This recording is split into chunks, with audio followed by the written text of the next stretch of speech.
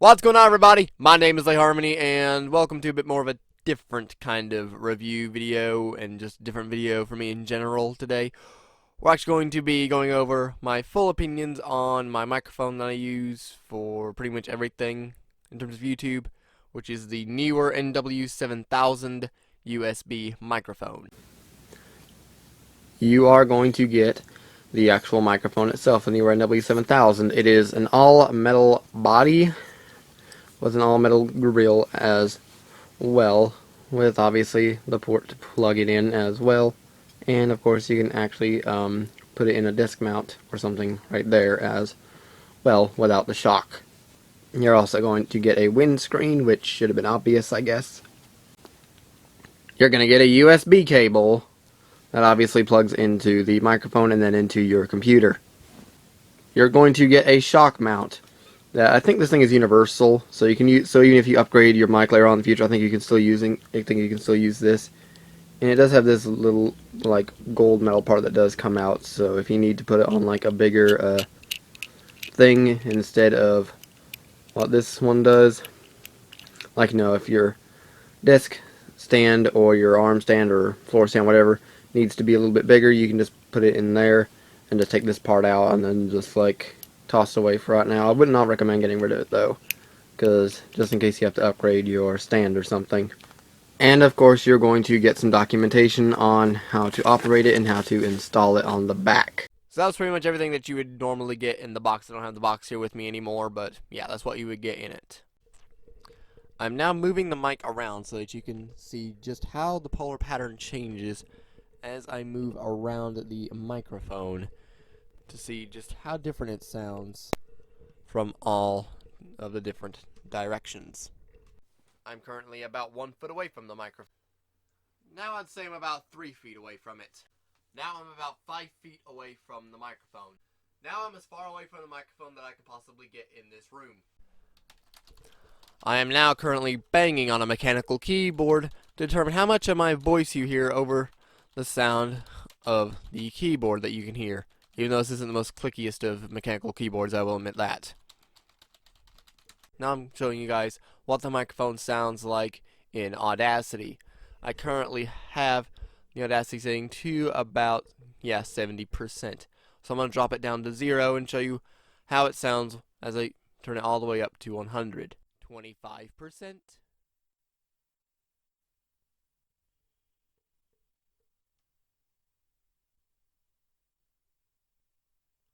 50%.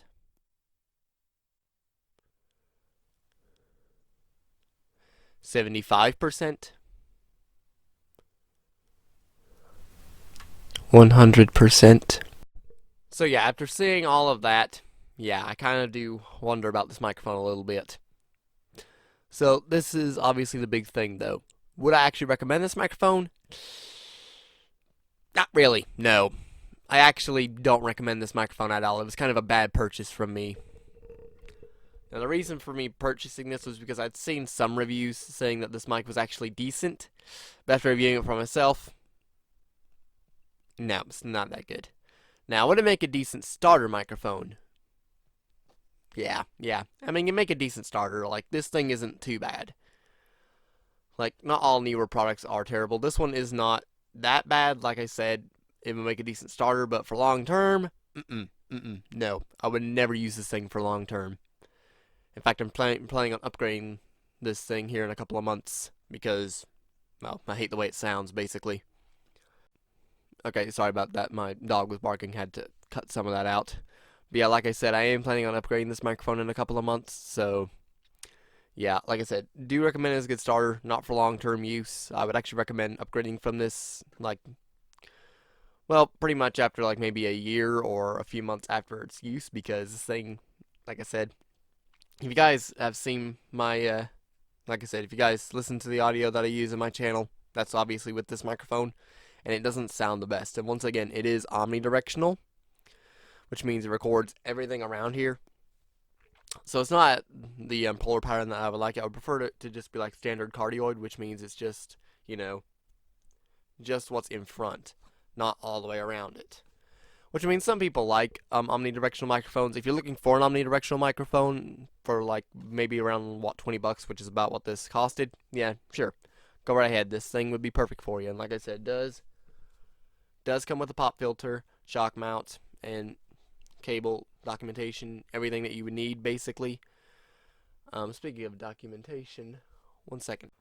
Yeah, but the thing I forgot to mention about this microphone is the frequency response. Now the frequency response of it is 20 hertz to 16 kilohertz. It says omnidirectional, like I just said. The sensitivity is negative 38 BD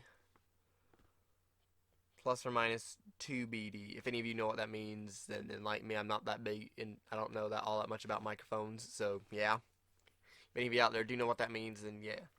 So it's a pretty sensitive microphone, I'd assume. Like, for me, it's pretty sensitive. Like, most of the time my microphone is peaking, which, like I said, I just showed you guys at 71% on Audacity, so you'll know how sensitive this microphone, actually is. The weight of the unit is 316 grams. Now, I don't know how that goes into pounds, but it's not that heavy of a microphone, to be honest. Like, there are much heavier microphones. Like, if any of you have ever like weighed a Blue Yeti, that thing is like 5 pounds. So yeah, this thing does not even compare to that. And this is what the polar patterns actually look like, what they should look like inside of the microphone. So that'll give you a better understanding of what it is you're dealing with and what you would be buying if you were to buy this thing. So yeah, like I said, all in all, I would not recommend this microphone personally. Like, if you're looking for a very cheap starter microphone, and you need an omnidirectional, then by all means go for this one. But if you're looking for something else, then I would not recommend this microphone at all. Like, unless you're looking for a cheap omnidirectional microphone and you're just starting out on YouTube or something else, maybe Twitch or Mixer or something like that, and like I said, you need it to be omnidirectional, then go for this microphone. But if not, then pass this one up, because like I said, I don't actually like this microphone at all. I would like to upgrade. So I'm actually going to be probably upgrading to a microphone called the Fifine USB microphone, which is actually what I would recommend. Which, like I said, it's a little bit more expensive. It's about maybe $30. But like I said, if you're willing to spend about, like $10 more on a microphone, then by all means go for that one, because the sound quality of it is on par with that of the Blue Yeti. So that kind of gives you an understanding of what it is that microphone sounds like, because trust me, it sounds good. But yeah, tell me what you all thought of this video down in the comments below. This was just kind of like a little thing that I decided to do. Not really all that much to it. It's just basically me just giving my opinions on the microphone that I use and what kind of mic that I do use. Like I said, I would like to upgrade this in a couple of months, maybe from this to, like I said, the Fifine, which is, like I said, about $10 more expensive than this, but it sounds way, way better, and actually does come with like an actual desk stand and stuff like that. I don't think it comes with one of these, but this should work fine with it anyway.